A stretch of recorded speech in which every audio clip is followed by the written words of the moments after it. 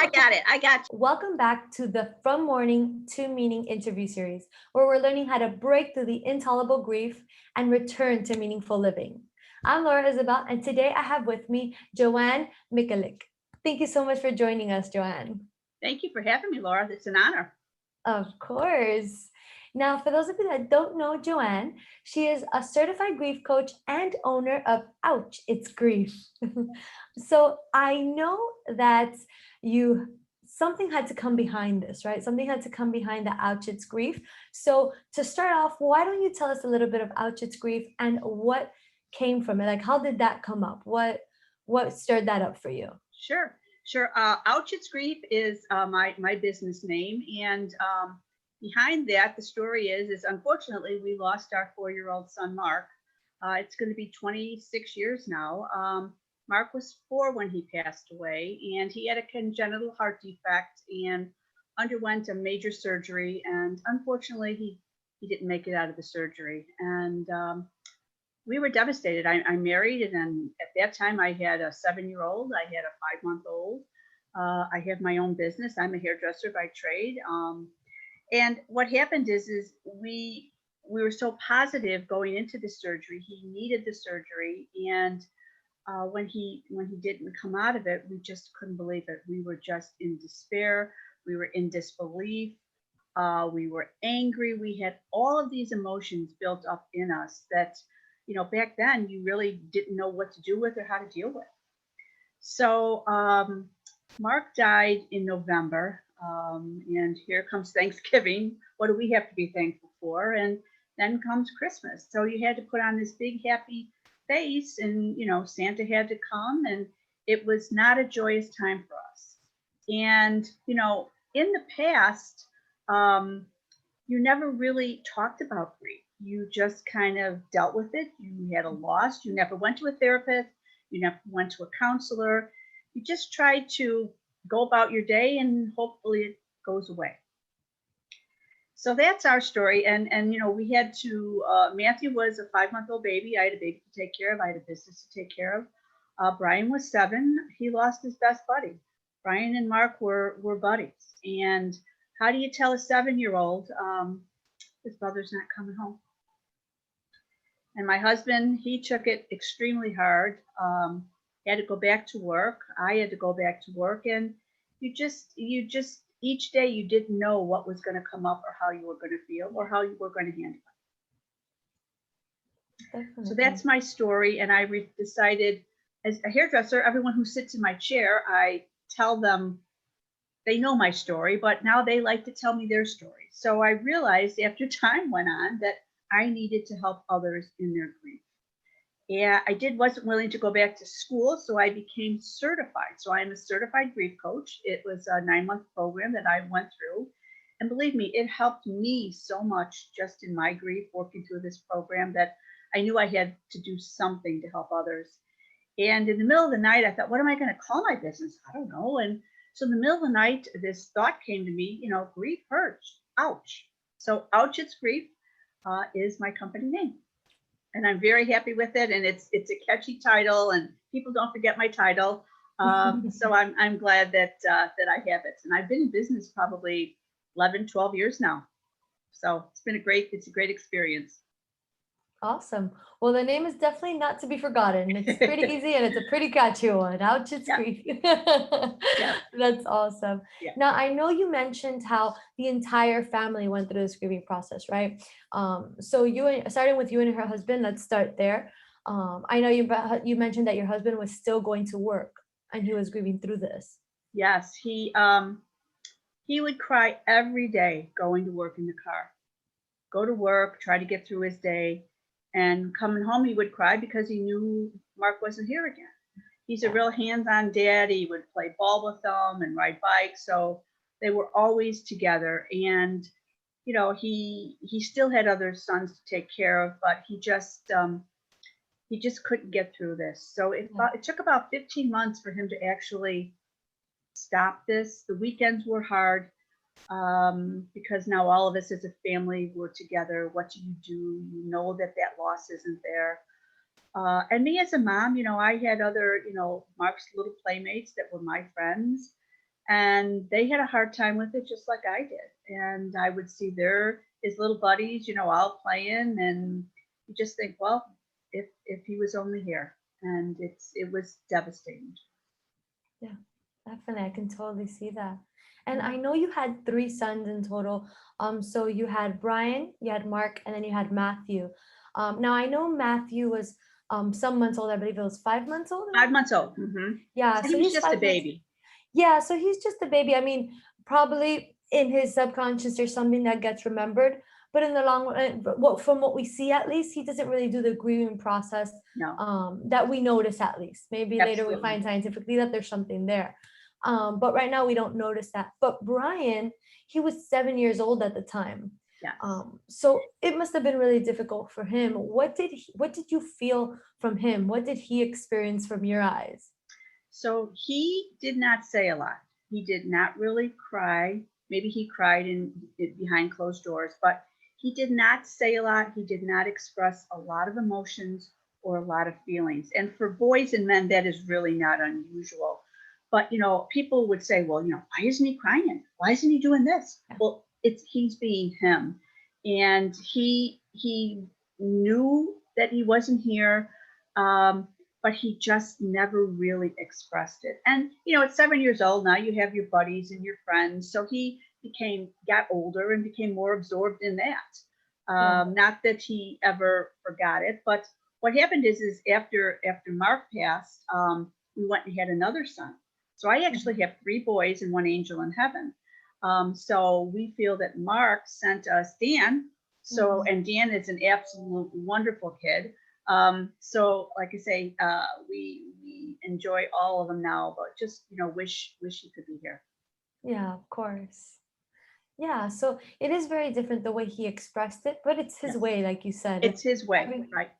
Everyone grieves differently, especially children. They really grieve differently as well. They have their own way, and there's no right or wrong way. It's basically their way.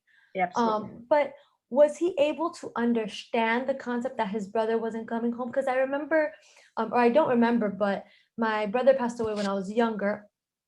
And my mom would always say, I was too young. I was about 2 years old, maybe a little bit getting to 3. So I was too young to really remember, at least consciously remember what was going on. But I remember my mother would always say how difficult she had it, because she would try to explain to my sister what happened. And it seemed like she understood, but then those questions would always come up of, but when is he coming to play? And she didn't really know how to go about this, like what else to do to explain to her that he's not coming because it's not possible. He's passed. Right. Did you feel like he understood what was happening? Yes, because we sat him down before this surgery and explained that we have to do this surgery. We do not have a choice, but never expected him to pass. And we said he'd be in the hospital and this and that. So he saw how upset we were. So he understood at 7, 8 years old, he understood what was happening, and he was not coming back home. He definitely did understand that. And, teachers, I was watching for changes in his schoolwork. I was watching for changes in his behavior pattern. I really didn't see a lot of that. Personally, I mean, his grades didn't fail. I mean, yeah, they all act out. Every kid acts out, but I really didn't see anything like that. Yeah. In him. So he understood it. He was just getting through it his way, and that's basically exactly getting through it his way he wanted to, and that's what we had to accept. And as you go through it, you're concerned about yourself and everyone. So it's a whole circle that you really have to watch and think about. Definitely. And be aware of. Yes. So, grief changes our whole personality. It changes us into someone we may not even recognize. It can turn into depression. It can turn into sadness. It can turn into suicide. Husbands and wives can, separate from this. Fortunately, my husband and I, we were a team, and we were in this together, and nobody blamed each other. It was something that happened. So that's a big part of the whole family dynamics, also how parents handle it. And your children are watching you. They're watching everything you do and say. But, people used to talk about stages of grief, Laura, oh, I'm in this stage. So truly, I don't believe that. I believe it's waves. We go through waves of grief each day, depending on our day, our emotions inside, and what the day brings. I mean, you can start out having a great day and get in the car and hear the song that when your mother passed, the song that your mother loved. And then there you go, down under the wave. So do you want to stay under the wave? No, during the day, each day you want to try to be up as much as you can. And as a grief coach, that's what I help my clients do, is to stay on top of the wave. Yeah, that's awesome. Definitely. Now, I know you've mentioned before how grief of any kind, it doesn't just dissipate, right? It morphs. It morphs. Can you explain this a bit? Well, as time goes on, the love of our loved ones that have passed is so deep that you just don't get through it in a day. Mark was here for 4 years. It's going to take a while, but people who have been married for long periods of time, 50, 60 years, I mean, they just don't get over it. They just don't get through it. So it just, it becomes who they are. And when I say the word morphed, it's like some people wallow in it, and oh, I lost my husband, or oh, I lost my spouse, and it becomes who they are. But younger people, we want to move forward. We want to not wallow in it. We want life to go on, because that's what our loved ones want us to do. They don't want to see us sitting here crying. They want us to be happy. They want us to move forward in life and not be stuck. So when you're in grief, these emotions, they just take you under. And we don't know when or how or why they do this, but this is what happens. Yeah, definitely. And it affects our body. It can affect our body. It can cause inflammation. You can gain weight. You can lose weight. You don't sleep. You become less social. There's a variety of things that happen to us that we don't even realize is from grief. It's stemming from grief. Yeah, it definitely has a whole bunch of side effects that sometimes we don't even realize. Sometimes we think it's completely off, or we're thinking, why is this happening? And it all goes back to that. It all goes back to grief, something you never had before, and now all of a sudden it showed up. You've never even heard of. Right. And what I'm learning now is from COVID, from everybody being down this past year, all of these emotions and these feelings are coming up to the surface, because they're like, wow. And especially people who have lost loved ones and they didn't even get to say goodbye. Oh my gosh. I mean, it's devastating to people. And, this may trigger, the loss of another person. Or this may trigger the loss of a job. Or, I mean, grief can be a pet loss. It can be a loss of a job. It can be a lifestyle change. It doesn't have to be just a loved one. There's a lot of things that are associated with grief that we don't even realize we're doing. And so how do you go back to work? Your job or your employer gives you 3 days off. How are you supposed to just jump back into work after you lost your mom, after you lost your son? It takes time, and it takes time to get rid of these emotions and express them. So the further we let them dig into us, the harder it is to release them. So that's why, a counselor, a therapist, a grief coach is someone that people really should seek out if they feel that they're stuck. Yeah, sometimes we just need that help, right? Sometimes we just need that help to keep moving forward and find out how to keep moving forward. So I tell all my clients, you give yourself permission to grieve. I mean, you have lost a loved one. You have suffered a devastating loss. Give yourself permission. Don't let your friends tell you, oh, you should be doing this, or you should be doing that, or you shouldn't be angry.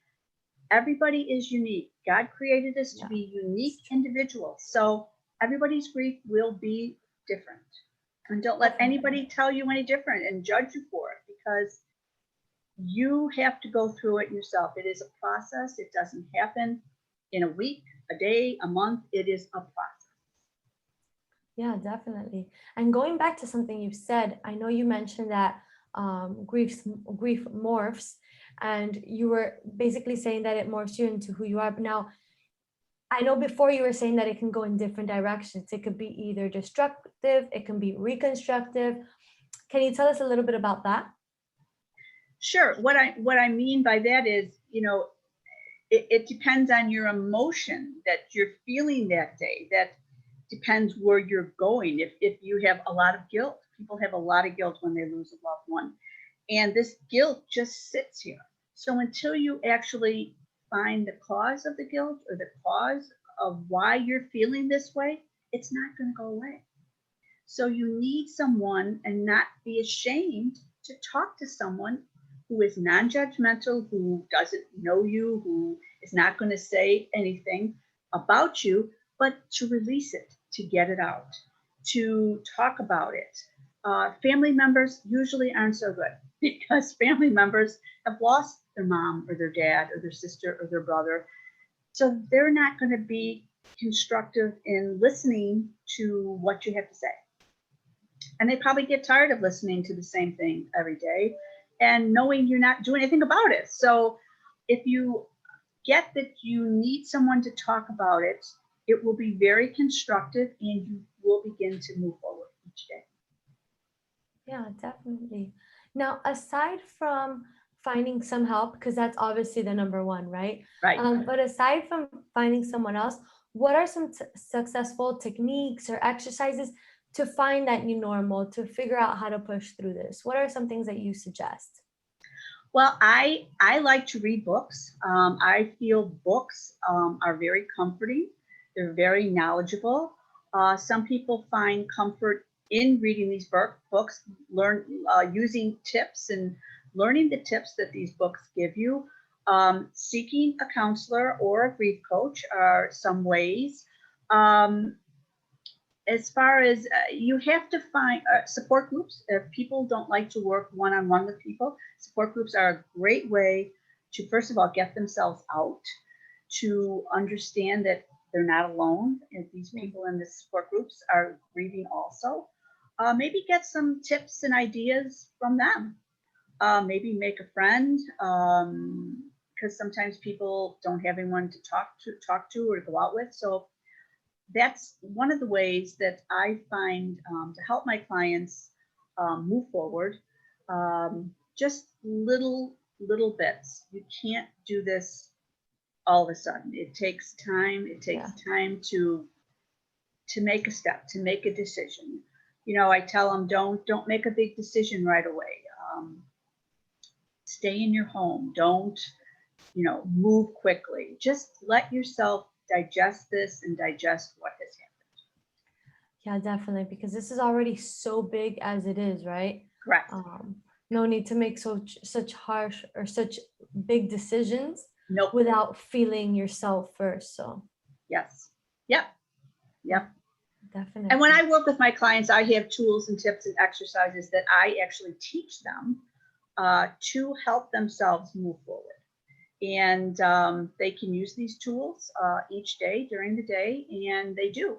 And it just gives a little bit more of a support, a little bit more of a boost to them and their outlook on life too.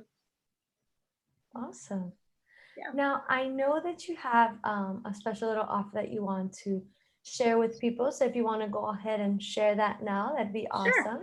Sure. So what happens is when you work with me, or when you decide to find me and work with me, I offer a free consultation, because I have to make sure that we're a good fit, that I actually can help you, that I actually you can move forward and you want to move forward.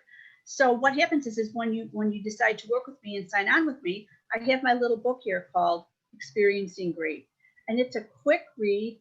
And I give this to all my clients, and they refer to this book and they love it, and they highlight it, they write it up, but it's theirs to keep. And it's just a little way, a reminder of the time we have together, the sessions that we work with. And if they have any questions or references, it's really in this book. So this is my giveaway to all my clients when they sign on with me, Experiencing Grief. It's a great little book. Awesome. So yeah, and I'm definitely going to include the link to her. That way you can find out more about her. You can go out and reach out to her, do that little session, see if it's something that you are interested in, something and you can move forward with, if it'd be a good idea working together. And of course, if you sign up, you get the free book, so you can use that on the daily, keep referencing it as you need. Right. So thank you so much for offering that and for sharing it as Yes. well. Yes. Awesome. Now, now if I had to ask you, and you had to choose one thing, Mhm. before we go, just one thing, what would you like everyone to take with them from this conversation? So what I want everyone to be aware of, so you can help others in their grief, is some signs and some symptoms that people share when they're grieving. So people may not understand what happens to people when they're grieving, but if they know the signs and the symptoms, maybe they can help their friend or their loved one find a grief coach or find a counselor or find a support group. So one of them is physical. And physical means if you see people crying or sighing, or if you see them not eating, loss of appetite, not sleeping. If they say to you, I'm really not sleeping well. People, when they're in grief, they feel this heaviness in their chest. And if you feel people, sighing or feel just heaviness, that's a sign of grief. And a lot of people get body aches and pains. Inflammation can build up anywhere. So you feel, they say, well, my shoulder's been hurting or this been hurting. That's grief. That's grief sitting right there. Another one is emotional. And when I say emotional, I mean they're yearning. They're yearning for their loved one, and they are because they're talking about them.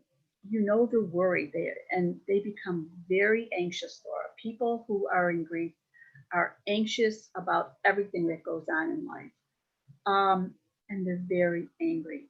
If you hear people and see people that you talk with, and you see the anger come out, that's grief. They're grieving the loss of their loved one. And they probably feel guilty. I mean, guilt is really a huge part of grief. The other one is social. If you see people that always were out and about and social and going out with their friends, and all of a sudden they're not. They're staying home, they're watching TV, they're just not interested, they're grieving. And it's hard to get back with your friends after you lose a loved one, or your couple partners, or whatever the case may be. But don't isolate yourself. Try and push yourself at least to go to church or to go to a lunch or to go somewhere just to get out. And the other fourth one is spiritual. Whether you believe in God or whether you don't, that's entirely up to you. But a lot of people who grieve are questioning God. Why did this happen to me? Why did he let this happen to me? Why did I lose my son? Why did I lose my mother?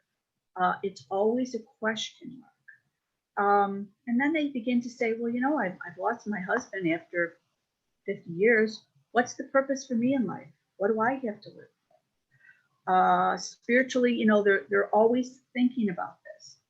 And then they're thinking, well, what is death? Is there an afterlife? Where is my loved one? We always thought, well, where is Mark? As a mom, I was like panicked. He's 4 years old. Where is he? For me, I began to get closer to God. I began to understand more about God and heaven and afterlife. And that comforted me. That's how I got through a lot of it. And a lot of people are just angry at God, plain angry. They won't go to church. They won't speak about him. So those are the four things that I want people to be aware of and watch for these signs for people who have lost a loved one. It doesn't make any difference, even if it's a pet. People who lose their pets, Laura, are devastated because this pet is a part of their life every day, all the time. Come home to greet them. And when this pet is gone, they just don't know what to do. So I would tell your audience and you to just be aware of these signs, and it would be a great advantage to someone who's grieving to have someone else help them through this, or to say, I think you've lost some weight. Maybe you should get some help, or maybe you haven't been going out much. Maybe you should find a support group. So that's what I want to leave you with. And the signs and symptoms of grief, I can even send that to you, and you could post that if you'd like. And people can be aware of these things. Awesome. Yes. Thank you for sharing that. You're That's welcome. definitely something to keep an eye on, because like you said, Yes. there's people out there that we are grieving and we don't even notice because we don't look. But if we look, we'll be able to Yeah. see that and maybe give them the help that they need. Exactly. So definitely. Awesome. Thanks again for sharing that. And thank you for participating in this event and sharing all your knowledge and your experience with your grief as well. And letting us really take that in and learn from you and your Sure. words. So I really appreciate that. Yeah.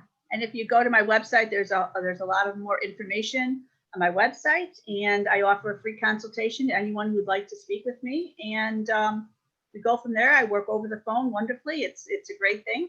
So I can work with anybody anywhere. Awesome. Sounds good. Yep. Yeah, and I'll definitely, again, I'll be including that link so you guys can do that and reach out to her and see if it's something you guys are interested in and willing to work with. All right. Perfect. Perfect. Awesome. Awesome. Thank you again, Joann. I really appreciate it. Thank you for having me. I appreciate it. Of course, not a problem. And thank you guys for watching another interview in the From Morning to Meaning interview series. We'll see you again on the next one. Bye.